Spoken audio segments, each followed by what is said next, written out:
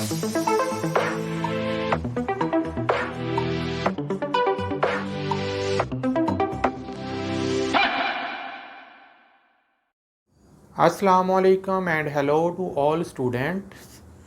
उम्मीद है आप सब खैरियत से होंगे। आज के वीडियो लेक्चर में हम जो टॉपिक डिस्कस करेंगे वो है लोकोमोशन इन कॉकरोच। जैसा कि आप जानते हैं, कॉकरोच एक इंसेक्ट है जिसका ताल्लुक़ फाइलम आर्थ्रोपोडा के साथ है। ये एनिमल, ये इंसेक्ट वॉक भी करता है, रनिंग भी करता है, फ्लाई उड़ भी सकता है और क्लाइंब भी कर सकता है। इसकी जो लोकोमोशन है वो उसका एक मखसूस पैटर्न है जो बहुत ही पेकुलियर है, बहुत ही डिफरेंट है, जिसको हम डिस्कस करने की कोशिश करते हैं। तो सबसे पहले मैंने डायग्राम ऑलरेडी आपके लिए बना ली है।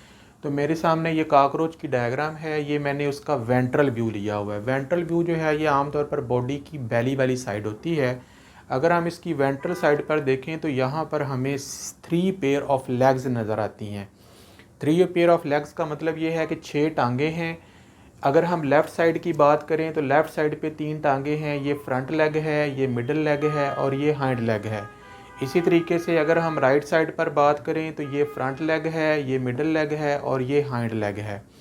ये 6 की 6 टांगें एक मखसूस पैटर्न से लोकोमोशन में हिस्सा लेती हैं, जिनको मैंने डिफरेंट कलर से शो किया हुआ है, जिसकी एक्सप्लेनेशन वीडियो के अगले सेगमेंट में होगी।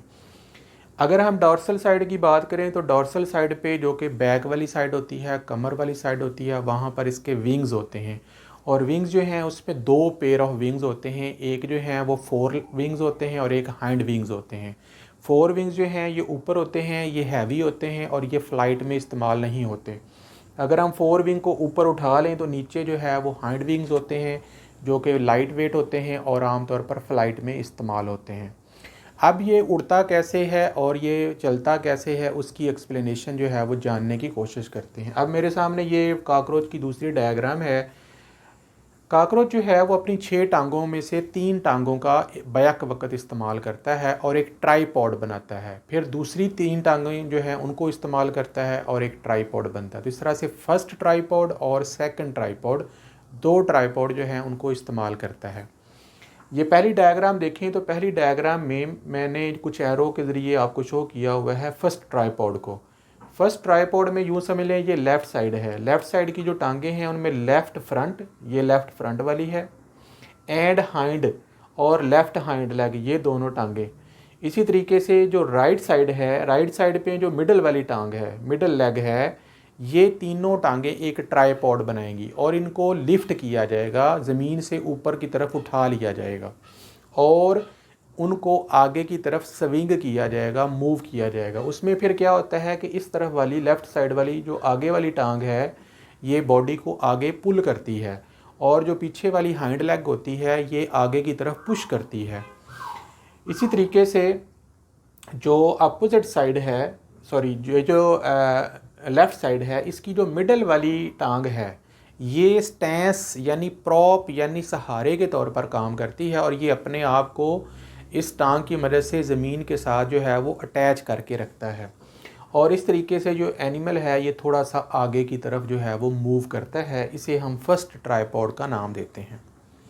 सिमिलरली ये डायग्राम जो है ये मिडल में आएगी और ये वाला जो है ये सेकंड ट्राईपॉड होगा। सेकंड ट्राईपॉड में ये एनिमल जो है ये उसकी लेफ़्ट साइड है, ये इसकी राइट साइड है। अब ये क्या करेगा, अपनी राइट साइड वाली आगे वाली टांग, राइट साइड वाली पीछे वाली टांग और लेफ़्ट साइड वाली मिडल वाली टांग जो है इनको उठा लेगा और आगे की तरफ स्विंग करेगा, आगे की तरफ मूव करेगा। फिर उसमें क्या होगा, फ्रंट लेग जो है वो एनिमल को आगे की तरफ पुल करेगी, हाइंड लेग जो है वो भी आगे की तरफ पुश करेगी और इस तरफ वाली जो मिडल लेग है वो स्टैंस यानी प्रॉप यानी सहारे के तौर पर ज़मीन के साथ अटैच होगी। तो इस तरीके से पहले इधर से सहारा, फिर इधर से सहारा और टांगों को आगे की तरफ पुल करना और पुश करने से ये एनिमल जो है ये एरो जैसे शो हो रहा है आगे की तरफ मूव करता है।